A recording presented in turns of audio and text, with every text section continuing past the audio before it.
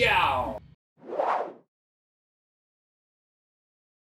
Oke, Dokter Kinanti, welcome. Terima kasih. Iya, ke studio podcast kita yang Ya. keren banget ini. Nah, Dokter Kinanti, kedokteran forensik, sahabat Premier. Nah, ini kita banyak banget hal-hal yang mau kita ketahui dari dokter ya. Waduh, Iya. banyak apa nih? Karena akhir-akhir ini kasus banyak nih mengenai Heboh ya. heboh KDRT. Ada yang netizen udah ibaratnya udah mendekat sama sang korban, sang korban kembali karena alasan cinta. Iya. Biasa itu ya. Itu biasa ya. Oke, kita nggak akan bahas itu tapi. Oke, Dok. KDRT. Ini dokter belajar tentang KDRT juga dong waktu dulu ya. Ya, udah sehari-hari itu ya. Sehari-hari ya. Masih inget nggak undang-undangnya, Dok? Nih kita tes. Aduh, ya Allah. Semoga masih inget ya. Iya, oke. UU PKDRT tahun 2004 nomor 23 ya. Pasal satunya. Perlu definisinya juga. Nggak usah, Dok. Kita udah sama-sama tahu KDRT itu apa ya. Krisdayanti ya. KDRT. Bukan. Betul. Kekerasan dalam rumah tangga ya. Okay. Nah, yang kita baca juga ya, Dok ya. Kekerasan itu ada 4 jenis ya. Tuh. Ya salah satunya fisik dan seksual. Kenapa seksual nggak masuk ke fisik, Dok? Karena itu sebenarnya beda lagi ya. Dan untuk pembuktiannya kadang di sini juga masih sulit. Orang paling mikir udah nikah apalagi sih kekerasannya gitu. Padahal sebenarnya kalau misalnya si korban ngerasa dibuat tidak nyaman atau diajak melakukan hubungan seksual dengan cara-cara yang tidak wajar, yang tidak disukai sama si korban ini, itu sebenarnya masuk ke dalam kekerasan seksual. Atau bisa juga kan KDRT itu lingkupnya nggak harus selalu suami istri ya. Bisa ini juga orang nggak banyak yang tahu ya. Jadi KDRT itu bisa ke anak, betul. anak asuh, saudara yang tinggal dalam satu rumah seperti mungkin kakek, nenek, ipar, atau apa namanya, sama ART yang tinggal di rumah tersebut. Pembantu rumah tangga, asisten lah ya. Jadi itu masuk dalam lingkup KDRT. Tapi ketika anak melakukan kekerasan terhadap orang tua, apakah itu bisa dibilang juga? Bisa, jadi bisa dibilang, ya? betul. Oke. Nah, kalau di kedokteran forensik sendiri, Dok, ya tadi kan kita udah bahas mengenai kekerasannya, jenisnya fisik, seksual, gitu kan. Terus ada istilah mengenai visum, ya. Tapi sebelum kita ke visum, ini aku pengen tahu dulu nih, sahabat Premier juga mungkin pengen tahu.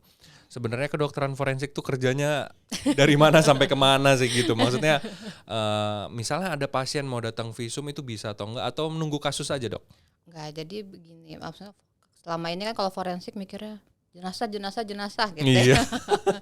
Padahal kebanyakan sekarang ini kasus-kasus setiap kasus kekerasan itu ya bisa juga di forensik juga gitu. Jadi nggak selalu jenazah melulu gitu.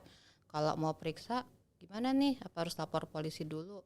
Nggak juga gitu kan. Jadi bisa kita datang ke rumah sakit bahwa kita mau meriksa nih ada kan gimana pun juga korban itu kan pasien juga ya. Dia kesakitan di badan atau tubuhnya memerlukan pertolongan, ya dia bisa ke rumah sakit dulu.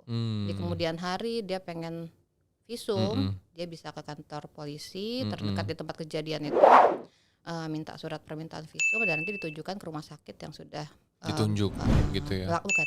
Jadi Gimana? Dia tinggal bilang saya sudah melakukan pemeriksaan nih di rumah sakit tersebut. Nanti pihak penyidik atau kepolisian akan bersurat ke rumah sakit untuk meminta hasil pemeriksaan, tanggal si korban itu periksa, nanti keluarlah dalam bentuk visum et repertum itu. Itu terjadi ketika si pasien datang ke rumah sakit gitu ya. Tuh. Tapi kan kadang-kadang nih ya, seseorang mengalami KDRT ya, atau si korban kita katakan ya, dia boro-boro berpikir ke rumah sakit, pasti yang tujuan utamanya ke kantor polisi dulu gitu ya, Dok ya. Kantor polisi dia lapor di sana, dia curahkan segalanya di sana gitu kan. Nah terus akhirnya kepolisian memutuskan untuk melakukan tindakan pemeriksaan forensik begitu ya. Betul. Baru itu menghubungi dokter, seperti itu. Betul. Oke. Nah itu dia, Dok. Ada visum tadi ya. Sebenarnya di visum itu ada keterangan apa aja, Dok? Visum itu kan surat keterangan ahli sebagai pengganti alat barang bukti yang sah. Karena kan misalnya manusia mengalami perlukaan, nanti sering berjalannya waktu akan hilang kan luka itu. Nah, jadi sebagai pengganti itu untuk mendokumentasikannya Oke. tertuanglah dalam bentuk visum. Visum Mhm. itu apa aja sih isinya? Mhm, Jadi mhm, ada riwayat kejadian, mhm. terus pemeriksaan fisik, dan Mhm. nanti akhirnya ada kesimpulan. Kesimpulannya itu jadi ini kekerasannya akibat apa nih? Kekerasan Mmm. tumpul kah, kekerasan tajam, Mhm, luka mhm. bakar, kimia gitu. Nanti itu akan disebutkan dalam visum et Oke. repertum itu. Jadi visum ini ya benar ya, manusia Mm, selama hidup mm, pasti akan kembali lagi lukanya menjadi sembuh betul, gitu, berbeda dengan jenazah. Nah, betul. bedanya visum sama otopsi itu apa, Dok? Sorry ya, ini kita Ya, awam banget ya nih, betul, heeh, nggak gitu ya, apa-apa. Dok. Karena orang Heeh, mikirnya sekarang, oh heeh. visum pasti otopsi gitu. Iya, itu gimana, Dok? Padahal nggak juga ya. Visum Mhm, itu kan mhm, macam-macam jenisnya. Ada visum hidup, orang mhm, hidup untuk kasus-kasus kekerasan itu KDRT salah satunya ya, mhm, kekerasan seksual. Ada visum psikiatrikum. mhm, Psikiatrikum itu mhm, tapi yang periksa dokter ahli jiwa ya. mhm. Itu untuk eh, periksa kesehatan mentalnya. Terus ada juga visum jenazah Oke. gitu. Jadi kalau otopsi itu adalah salah satu bentuk pemeriksaan dari eh, kasus-kasus kekerasan ini Mhm, gitu. mhm, Kalau udah jadi jenazah ya udah tentu diotopsi, tapi mhm, mhm. nggak berarti kalau visum itu harus mati dulu Iya. enggak. Berarti otopsi itu, bagian dari si visum ya? Iya. Oke. Nah, itu jenazahnya kalau misalnya Mm, maaf ya, Dok, ya, iya, maaf iya. ya, sudah membusuk atau apa, itu Mm. bisa juga dilakukan otopsi? Tetap kita kan berusaha cari masih ada nggak sih nih penyebab kematiannya Mhm, apa, karena untuk cari sebab pasti kematian itu diperlukan otopsi mmm, gitu.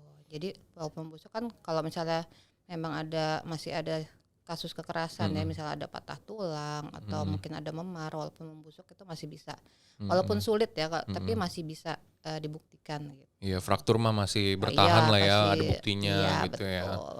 Nah, itu dia berarti emang dokter forensik, Dokter Kinanti ini deket banget sama kepolisian gitu ya, Ya bisa dibilang kerjanya ya, bekerja sama lah ya. bekerja sama ya. Tapi jangan karena deket sama polisi terus bisa lewat bahu jalan. Aduh, duh, duh. Gimana dong Nyentil ya, Dok, ya? Nyentil ya? doang. Oke, terjawab ya, berarti memang, visum yang dikeluarkan sama kedokteran forensik itu bisa menjadi salah satu jawaban, ya Betul, bisa menjadi dasar juga buat penegak hukum gitu ya, Dok, betul. untuk menentukan, apa yang harus dilakukan Ya, atau hukuman apa yang harus diberikan sama si pelaku, seperti itu ya, betul, Dok, ya? betul. By the way pernah ikut BAP, Dok? Sering. Sering sering ya? Bete Sering. nggak? Nanti saya ngomong bete ada polisi yang bete gimana? Honestly memang itu Kadang ya melelahkan ya. kadang melelahkan, Heeh. bukan saya ngomong duluan ya. Iya, melelahkan ya, Heeh. tapi ya Tapi kita kan harus dijalani betul, kayak gitu. kita harus support ya Ya, kepolisian kita betul. supaya kalau ada kasus-kasus seperti KDRT gitu ya Ya, cepatlah terselesaikan gitu ya, Dok, ya. betul. Nextnya nanti kita berdiskusi lagi mengenai forensik ya, Dok, ya. Boleh. Jangan kapok, Enggak. sebab makanan belum datang nih. Oke, ya, Dok, ya, thank you ya. Oke, Sukses selalu dokter ya. terima kasih. Oke, ciao. Ciao juga.